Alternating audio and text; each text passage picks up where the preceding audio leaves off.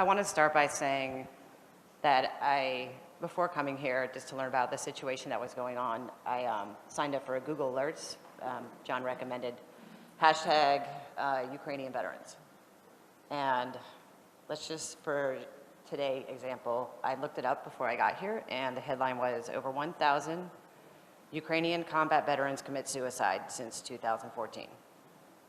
It pretty much is establishing the point that we're all talking about today. I think about if I were not a veteran, if I were the public, what would I think about veterans right now? What would I think? I mean, as he was talking about, we're either heroes or we're victims. And we have a way of labeling and generalizing everyone in life, I think, not just veterans, the main population of people. We like to separate us instead of bring us together, when veterans are humans. I know it seems like it's probably a lot better in the United States, but it's not. We don't have a very good system. We too like to stereotype, go for the drama. I mean, it's drama. But we do have some platforms for veterans, I think, to speak. But I still think that we have a long way to go. As a veteran myself, I remember coming out of Iraq, and this is when they started talking about PTSD. I had never even heard of what it was before. But all of a sudden, that's all we became. But I know that not to be true. I think that any human being knows, as well as any veteran knows, that with struggle comes amazing power. And even when things, and I don't know if I should say this because I don't know if there's a Ukrainian translation for when they suck, you embrace the suck. And that is kind of a Marine slogan, I think, right, John? And it's true. When things suck, you embrace it. And the things that come from it is camaraderie.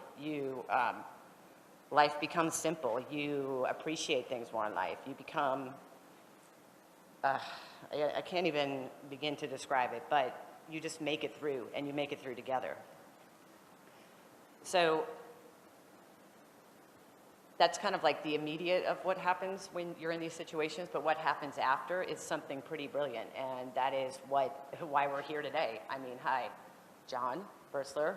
We are having an international summit because of you, pretty much, and the work that you've done together as a community. But this is a veteran. Look at what he has done with his experience. I think about my friends that have no one has spoken of them yet, and I am working on it because, I guess I'm supposed to say I am a photographer now. When I got out of the military, I started doing photography, and it took me about, and I write, but it took me about 10 years to realize that I wanted to focus on the voices of the positive and of my comrades, my people. Like, for example, I had a friend who was in Iraq, and I don't know what the right word for this is, but we used to work with the local population in Iraq to get us supplies. They were the contractors, and that was kind of a high-risk job for them. So she became pretty close friends with her contractor. I think she was in Mosul. And when she left, he was murdered by, I don't know, extremists. He was decapitated. For the next 5 years after that, she worked her ass off. Excuse my language, sorry, not very appropriate, but she brought the rest of his family to the United States. It's amazing. So that his wife and children would have asylum.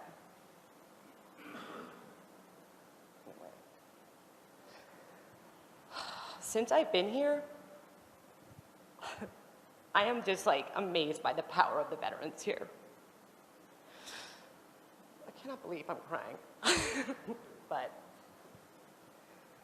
what I see in this room is power. I have spoken to veterans, 3 different veterans, at least 4 or 5 maybe since I've been here. And their experiences were nothing but they had the best time of their life while in combat, you know. There's another one in here that is already trying to start her own, support group for women veterans. It's just Empowerment. I think that as a solution to counter that negative narrative, either the media can, I hope somebody that works in the media is in here, in the mass media, to try to focus on those positive angles. But if we could start hiring veterans that are, I mean, there have to be veterans that before they went to the war in the Donbass wanted to be writers or photographers or artists. Empower them, like give them a voice, like hire them. Ministry, if you're gonna have your own, bring them in. Like these are the people that know best, they are your inside voices, they are going to, they need to be empowered, they need to have a platform to tell these stories other than Facebook. You know, they need to be up there with the mass media. So I guess that's the only solution I can offer. And if you are a veteran in here and you are into that, then start doing it. You know, like do that. Start empowering your comrades and you tell those stories for them.